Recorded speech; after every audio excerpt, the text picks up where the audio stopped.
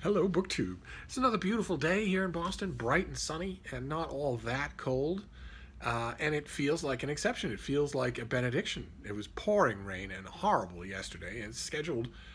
Looks to me like it's going to be pouring rain and horrible all day tomorrow as well, and maybe worse coming in the new week. It looks like there's an ugly storm, wet, slushy sleet that may be coming this way. It may get this far south. So to be presented with a beautiful sunny Saturday felt like a gift. And I am still not experiencing the predicted kidney stone. A friend of mine, a medical friend of mine, I had a pain in my lower back for a day, and he asked me to explain it in detail to him, and I did. And he said, without any hesitation, you are passing a kidney stone, and it's going to get worse before it gets better. It's going to get much worse. The further south it travels, the worse it's going to get. Because, as he put it, the further south it travels, the more it is going to be passing through vessels that are not designed to pass anything solid. So they're extremely sensitive. He put it in a little bit more graphic detail than that. But he predicted that it would just get steadily worse, and it certainly has not. The pain went away from my lower back, and although I have a little bit of residual discomfort there, I don't seem to have any discomfort anywhere else.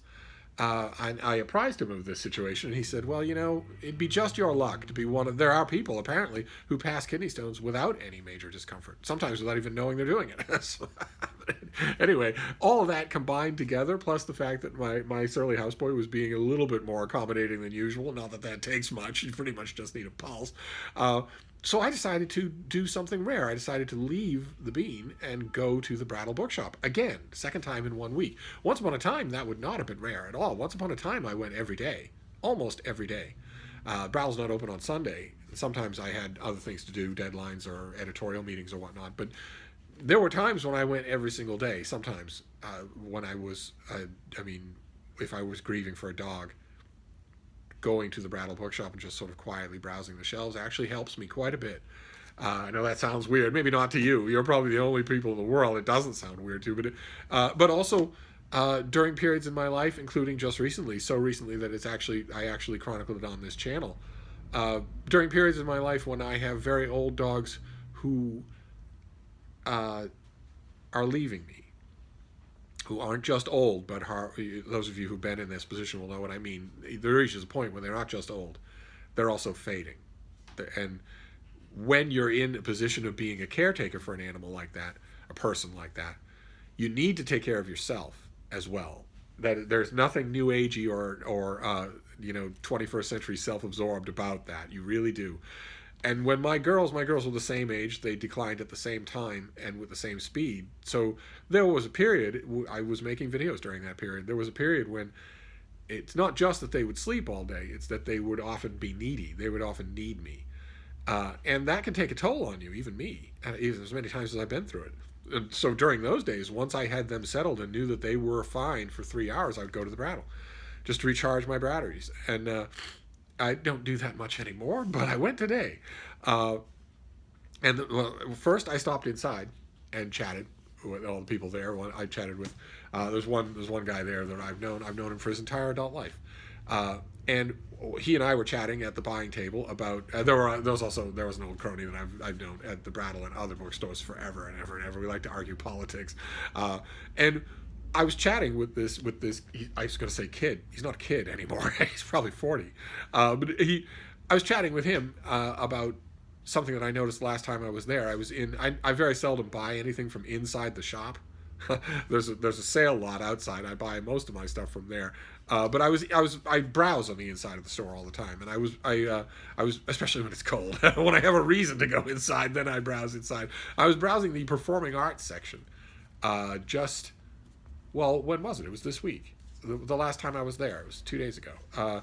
And I was telling him, when I was browsing that section, I noticed that my memory was jogged of something that it would be in that section that I really wanted. That was the letters of Richard Burton, the actor Richard Burton, who I got a collection of letters by him a long time ago, and they were really good. I really enjoyed them, and I didn't keep the volume. And I thought nothing of it. We finished our conversation. I went outside and browsed the Brattle sale carts. Those of you who may be new to the channel or don't know what I'm talking about, it's a used bookstore in the heart of Boston. That's great on its own, but it also has the lot next door, which is all used books. $1, $3, and $5 bargain used books. It's not organized in any way. Oh no. Oh no. The sun. Oh no. Look at that. And that's just going to get worse. What can we do here? Can we move? I wonder if we can move. With this tripod, I might be able to move. Let's give it a try and see. As I don't want to be squinting through this whole thing. Let's give it a try and see. Yeah, look at that. That actually worked, didn't it? Incredible. Here, pardon the angle massaging here. Look at that. Oh, wow. Another thing the tripod does well. Okay, fantastic. Let me scrunch up for you here. That's not that bad an angle. And there's the bean. Surveying the street to make sure that everyone's behaving. There we go. Okay, so as I was saying, the Brattle has an outdoor lot for $1, $3, and $5 sale books. And it's not organized in any way, but it's amazing. It's just amazing. And today was marginally warm enough to go out there without suffering. I suffer a lot easier than I used to when I wasn't 28. I used to go out in that lot in all kinds of weather. Sometimes it would be 0 degrees Fahrenheit. There'd be no one else out there but me. Sometimes Deb and I would be out there with literal snow falling down. With snow would be collecting on our heads while we shopped for books outside. I would never do that anymore. I don't think I would ever do that anymore. You want to see the bean as well as me, don't you? There you go. But I went out today. And I was out in the lot. I was looking around, you know. You have certain patterns for which of the shelves you're going to look at first. And also, in the back of your mind, you might have an idea of what you're looking for. It's a bad idea, as I've said many times, it's a bad idea to try to push the karma of the sale cards. The sale lot is totally random.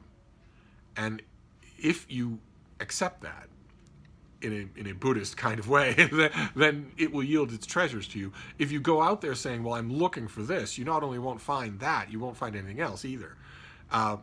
So I tried not to do that. Instead, I would just let the lot speak to me. But in the back of my mind, I was thinking biographies. You know, I like biographies. They are my favorite kind of reading. And a $1 biography is a great thing. So, but I was out there maybe 5 seconds when the guy from inside the shop, the guy I've known his whole adult life, came out to me and said, you know, that book, Richard Burton, that Richard Burton book, The Letters of Richard Burton, is there any chance you're remembering that wrong? Is there any chance that what you're thinking of is the diaries of Richard Burton? And a bell went off in my head. I thought, yes, of course. Okay, yes, the diaries of Richard Burton. And he had gone to the shelf in Performing Arts and found them. This is the Yale trade paperback of the diaries of Richard Burton. I didn't even know that Yale had made a version like this. They certainly never sent it to me. And this is the very thing. Gotta love the Brattle. And so this is the book that I'll start with. And it did come from inside the store, but that's okay. I don't mind. Because I've been thinking about this since I let it slip through my fingers. When did this first come out? 2013? 2012 is when the... Wait a minute. Hang on. Copyright 2012 Swansea University. First paperback published in 2013? Swansea University? Could this be a UK edition? Oh my, this could be a UK edition. That would explain the weird size and also the weird design. It doesn't look like a Yale edition at all. It looks completely different from the hardcover. Okay, well, I'll have to look into this. I'll have to look it up and see. But one way or another, oh my, can I recommend this book? It seems strange, I know. But because you think of Richard Burton, you think of the actor, a great actor. I think one of the greatest actors. And also you might think of him as a paparazzi fan, a paparazzi figure because of his marriage to Elizabeth Taylor. And maybe if you know a little bit about him, you might think of him as an alcoholic. He was a massive, crippling alcoholic for a long time, a long part of his life. There was, as usual, because of a very successful multi-billion-dollar marketing campaign, his other drug addiction, which he had in enormously greater quantity even than alcohol, was tobacco, and no one comments on it. No one mentions it at all, even though it killed him. And it totally defined his life and hollowed him out. long before he was dead. But nevertheless, when you're reading these, you go in expecting, the bright lights and the drama and the stage and Hamlet and whatnot. But you only need to read about 30 pages, and the more you read, the better it gets, to realize that his whole life was books. His whole life was reading. he made his the lower half of my head keeps disappearing. Here. No, that makes it worse. Here. This is fun in a way, though. Here, let's see if we can't.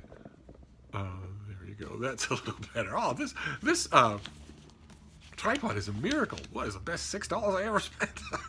Anyway, this is a book-saturated book.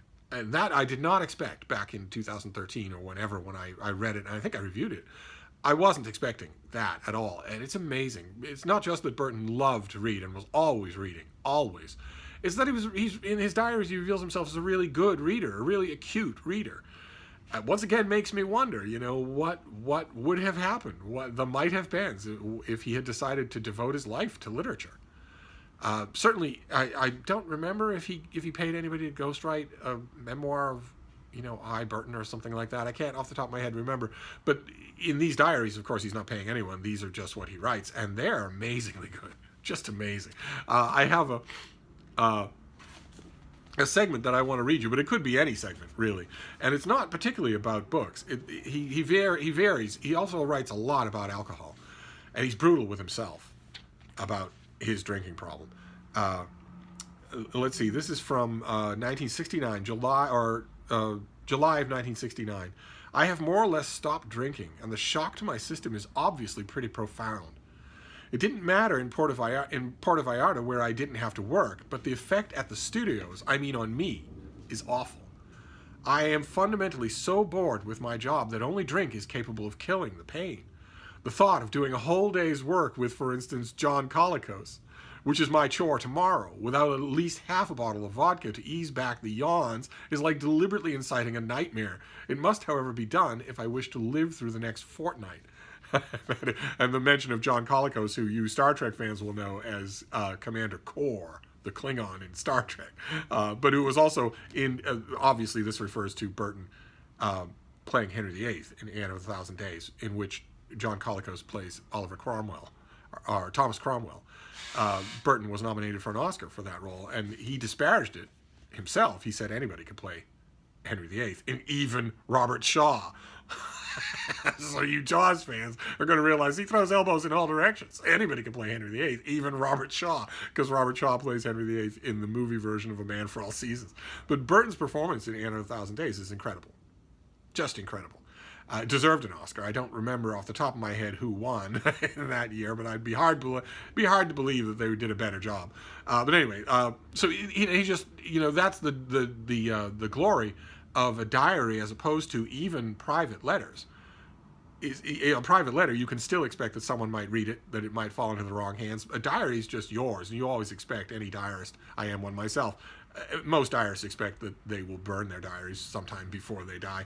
Never actually ends up happening, thank God. But that is fantastic. I mean, there's something legitimate about it, of course. John Colicos is a worthy actor, certainly. He's been in a lot, did a lot of science fiction. That's for sure. Now, Star Trek opened a lot of doors for him. He was the villain in Battlestar Galactica, Baltar. But he was a whole bunch of other stuff too. And of course, he reprised his role as Kor in Star Trek Deep Space Nine to miraculous effect. But he wasn't Richard Burton. I mean, that's the cruel thing about a diary entry like that, is that even Richard Burton knew it. Richard Burton probably more than anybody knew it. There's talent and then there's genius. But then he goes on. I have been like a mad and highly articulate bull in blinding flashes with all kinds of people that I normally have great respect for. I laid into Sharon yesterday at lunch for no good reason. I roughed up Brooke and Bob Wilson and Jim Benton with a fine impartiality. To top it all, I burned through and around E today at lunch. That must be Elizabeth Taylor. In front of the same Sharon, just after she had come back from one of the most painful operations, the insertion of some dreadful machine up her behind. This is, of course, par for the course when I am drinking heavily, but I'm surprised that I still do it when sober. If it is still the same in a month, I shall go back to the old father booze and find out how long it will take him to kill me. Fantastic stuff. Just fantastic. I am going to have such a joy rereading this thing, and I will keep it this time as opposed to last time. If this is a UK trade paperback, so much the better. But I love the fact that I was just a customer. And that Zach just happened to know. He just happened to remember it. I don't think there's anything in the Brattle that he doesn't know and remember. But that was great to be accosted in a lot that way. And so I think this may be what you're thinking about. That was great. And then I found a few more books that I wanted to show you.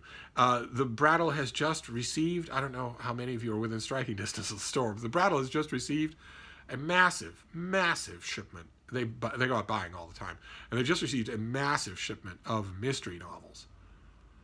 Mass market paperback mystery novels. Hundreds and hundreds and hundreds of them. And also trade paperbacks and hardcovers, but mostly mass market paperbacks. I was looking at them and I was thinking, okay, it's Nonfiction November, so I'm not buying fiction. And the odd, wonderful series notwithstanding, Judge Dee, Lord Peter, the odd, wonderful series notwithstanding, mystery novels are probably not a good use of my money. They're probably $4 a piece. They're probably something that I'll pop down once and then dispense with, and I get them free in the mail. So it really isn't a good idea. And at the same time that I was thinking that, when I was looking at all of those mystery novels, I was thinking, if this were the exact same thing, only these were mass market science fiction novels, I would be buying them all. I would just be buying them all. It's just the luck of the draw. But when I was looking at those mystery novels, I was thinking, well, the one exception would be if the person who sold all these mysteries, obviously came from the same person, sold some mystery-related nonfiction. One book in particular. And I wasn't pushing the karma of the Brattle, I promise. But one book in particular came to mind. I was thinking, well, there is a nonfiction work about murder mysteries that I would love to see again. I would love to have a copy again. And I found it. It's Julian Simon's It's Bloody Murder. This is a Penguin trade paperback. This is his study of murder mysteries. From their very beginnings all the way to the 1950s, something like that. Amazing, amazing stuff. Argument starting, because you won't agree with him on his categorizations, his characterizations. You won't agree with all of that at all. This thing has a bookmark from the late, great Laureate's bookstores. We're told that is Charles Laureate. It is, of course, not. There was no such thing as Charles Laureate, but that's okay. Maybe that's where this comes from. If it's true, then this is probably a Boston area person who gave up this whole library. But Simons is so wonderful about mysteries just in general. He's just amazing. He writes at one point, he's writing about Maigret, Georges Simenon's Paris policeman, police detective Maigret, and trying to figure out what sets him apart from other mystery characters. I'll read you a bit of that because it's really good. Maigret defies the law that makes all other fictional detectives two-dimensional. Holmes is a deerstalker, a magnifying glass, and a capacity for reasoning, not a human being. Whimsy is Bertie Wooster, endowed with intelligence but still ridiculous. Poirot is a stock version of the comic foreigner. Nero Wolfe exists only in relation to food, beer, and orchids. They all come out of fairy tales of classical detection. You start the argument's right there, right? But Maigret is different. He is more than a pipe, a trilby, and a liking for aperitifs, although such things help to fix our understanding of his appearance and style. Maigret, seen all the way around, emerges as the ideal French bourgeois, married to a solid, reliable woman who is also a good cook, sometimes pedantic and fussy, humane and decent, but limited in his views like any other member of his class. We know that Maigret would think modern art incomprehensible, distrust liberal education, be uneasy in the presence of the aristocracy, and resent his own feeling of discomfort. He is much affected by weather, capable of doing distinctly scatty things on a fine spring morning, made gloomy or irritable by persistent rain. We know how he talks to his wife in unbuttoned moments, although we never see him literally unbuttoned in bed, and that he is sexually susceptible to other women. He has no obvious politics, but we're pretty sure we know how he would vote. That's wonderful. even if you don't agree with the rest of it, or even that is still wonderful. And that is all throughout this book. Oh my God. This author on Raymond Chandler, on Arthur Conan Doyle, it's all just one. I was delighted to find it. It needs a bit of reinforcing. I don't think it will last more than one reading, but maybe there's another copy. Maybe so. Maybe the person who unloaded this library has others. And then I found two books, not one, but two books that are definitely going in the little book room. Two great Cape Cod books. The first one by an author that we have seen just recently in my library tour. This is Robert Finch. This is his book from about 20 years ago, Death of a Hornet. That not all Brattle outside books have these plastic wrappers on them. Some of them do. Some of them come to the Brattle that way. Sometimes the Brattle will do that. I'm just lucky that it just so happens that either the Brattle or the owner of this collection did this to these. So I don't need to reinforce this. It'll last forever. And this is just a collection of Cape Cod essays. This guy, we saw his book, The Outer Beach or something like that. He is fantastic on Cape Cod. Just fantastic. And I had this book originally when it first came out. And that was, when was that? The year 2000. And I got rid of it. No idea why. And now I have it again. And Robert Finch is a great Cape Cod writer. And I found another book right next to this one out in the sale lot by an even better Cape Cod writer. By one of the best Cape Cod writers. This is John Hay's book, The Run. Profusely illustrated. This is his book that, at least on the surface, is about alewife. and the annual migration of alewife to spawning areas. And oh, look at that. Oh, I gotta show you this one. Incredible. On the surface, that's what the Run is about, but it goes much deeper than that. It's much more widely about the feel, the seasons, the feel of Cape Cod when you're not a tourist, when you're experiencing it in all weathers. And I have experienced the Cape in all weathers. And I just love this book. And there have been times when it was not high in my estimation because of that surface conceit. But I think the more time it goes on, the more I appreciate the surface conceit. In other words, I am going to love rereading this book. I just love it.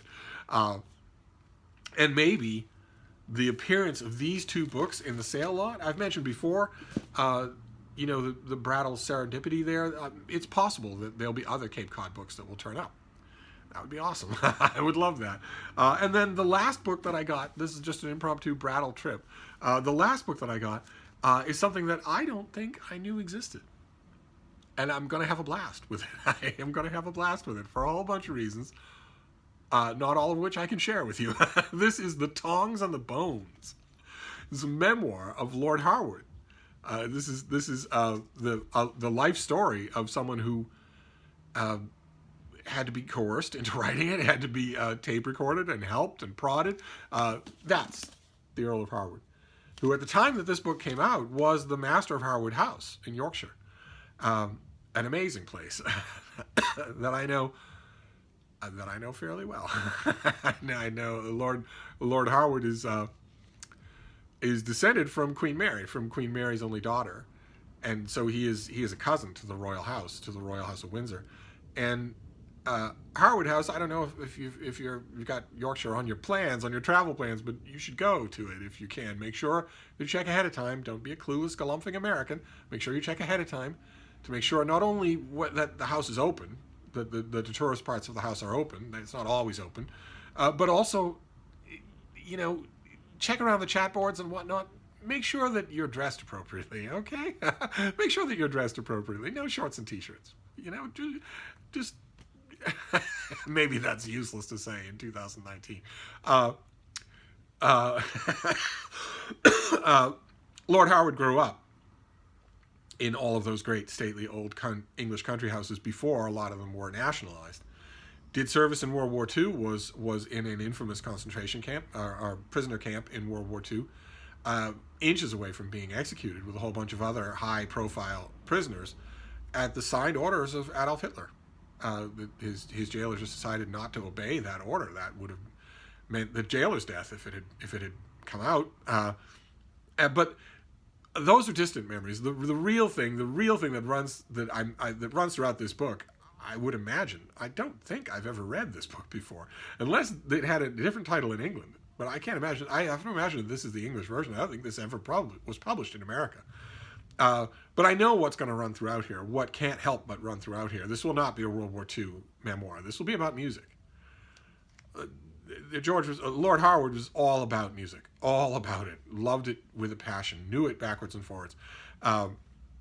Knew all sorts of composers. Was forever a presiding poobah at the Royal Opera Society. An editor at Opera Magazine, I think, or I'm pretty sure he was either an editor or an owner or something like that. But known in opera circles, in classical music, especially opera circles, just forever and ever. A true devotee of popular opera, and I was sort of thumbing through this thing at random, and I landed on a spot where he has returned to college after his service in World War II, and become friends with E.M. Forster. And he mentions that this is in a period of his life before he knew Ben. Oh, you don't call Benjamin Britten Ben? well, Lord Harwood does. He mentions that long after this, he actually long after his time in college, he backed a stage adaptation of Howard's End. The first of Forster's books that I had read in Africa during the war, and that the stage adaptation lost money on the venture, but he enjoyed the experience and indeed the performance, with a cast including Gwen Watford, Gemma Jones, Andrew Ray, and Michael Goodliffe. The play was doubtless wordy, and there was a little incidental music. Frith Banbury, who produced, told me that the matinee at Eastbourne was filled with old ladies getting in cheap.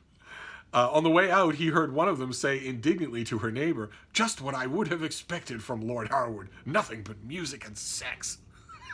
And he writes, a braver epitaph no man could wish for.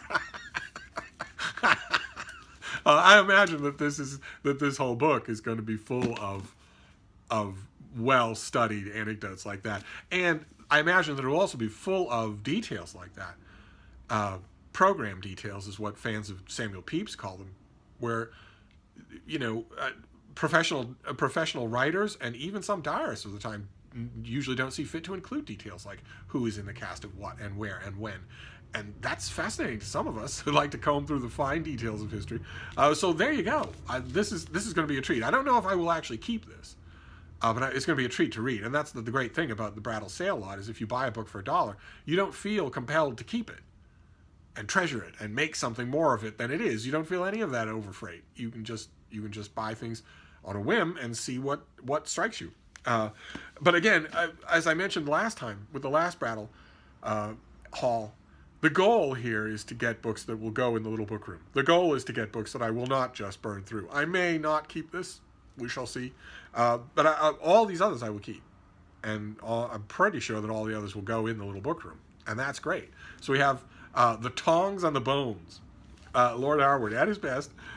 Eventually he was, he had his arm twisted to sit down and actually start trying to write this thing. It started out with tape recordings, but then it moved to books and pages and whatnot. And I think probably he caught a little of the bug. It is, I mean, he was always the first to admit that music took the place of books as the pride of place, first love of his heart. And he was always the first person to admit that. But I bet he caught the bug, because people usually do. If you try to write, thousands of people all over the world are learning that right now in NaNoWriMo, National Novel Writing Month. They're learning, oh, this is what I've heard all about. Yeah, now that I'm doing this, I want to keep doing this forever. And not to be published, not to make $1 million, but just this feeling. I didn't know there was a part of my brain that I wasn't using, and now that I am using it, I don't ever want to stop using it. Thousands of people are learning that this month, and I think he probably did. I think he was the same way. But anyway, we have The Death of a Hornet by Robert Finch. We have The Run by John Hay. Fantastic to find both of these in permanent condition. Then Bloody Murder by Julian Simons. This is his study of murder mysteries. And finally, the Richard Burton diaries. in a Yale trade paperback that I'm starting to think was done in the London offices of Yale. I bet that's not what the American version of this book looked like. In fact, I'm wondering if there was a trade paperback of this book. Maybe the reason I didn't know there was is because there wasn't one in America. Maybe the Richard Burton diaries appeared in the UK in paperback originally, and Yale never came out with an American trade paperback. One way or another, I'll find out. I will dig into it and see. But I'm so happy to have it. That goes at the front of the list. And you might also notice, BookTube, no fiction. Because Nonfiction November, this juggernaut of a BookTube event started by Olive at a Book Olive, and ongoing throughout the month of December, we're working on the last week of Nonfiction November, is designed to celebrate nonfiction. And not that I need much nudging in that direction anyway, but it's possible that if I'd been in the Brattle sale lot on a bright sunny November day, I might have picked up some fiction. Except the one thing I went in saying today and the last time was, no fiction, please. It's Nonfiction November. Harvest the nonfiction treasures of the sale lot. Leave the fiction for some other time. and the fiction gods were trying to tempt me. Hundreds and hundreds and hundreds of mass market murder mysteries. But no, I'm made of sterner stuff. I'm on Team Olive. But anyway, I'm going to wrap this up, but I will be back. Thank you, BookTube.